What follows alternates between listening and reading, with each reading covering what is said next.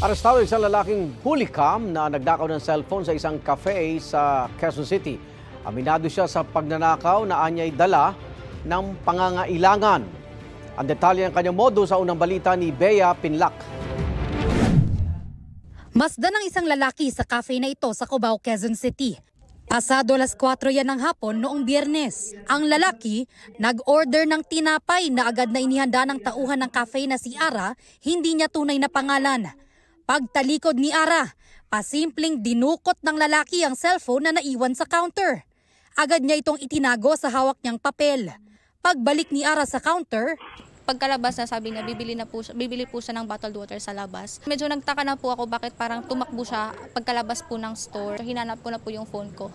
Then wala na po yung phone ko doon. Medyo kinabahan na po ako doon. Nagsumbong si Ara sa boss niya na sinamahan siyang humingi ng tulong sa mga otoridad.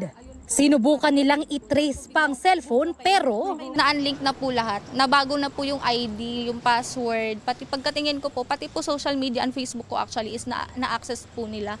Then pagkatingin ko po sa sa bank account ko po, na-unlink po siya sa phone. Wala na po. Naaresto ang 41 anyos na suspect sa isang mall sa Quezon City.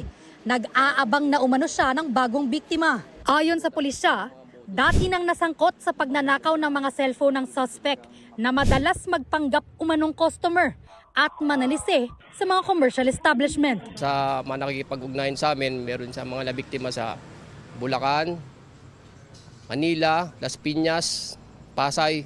Karamihan ang mga nabiktima niya, mga cellphone ng kanyang mga target. Na-recover ng pulisya ang cellphone ng biktima, pero Nabura po lahat, wala pong laman. Wala na po lahat. Lahat ng files, lahat ng pictures, lahat parang bagong-bago po siya. Ready to benta po talaga siya. Aminado ang suspect sa pagnanakaw ng cellphone na ibebenta raw niya sana. Humingi po ko ng tawad sa nakakuha ko po ng cellphone. Kasi po, nangailangan lang po ako. Inaalam pa ng pulisya kung may iba pa siyang kasabwat sa krimen. Reklamong theft ang kakaharapin ng suspect na nakakulong sa Cubao Police Station. Ito ang unang balita. Bea Pinlac para sa GMA Integrated News.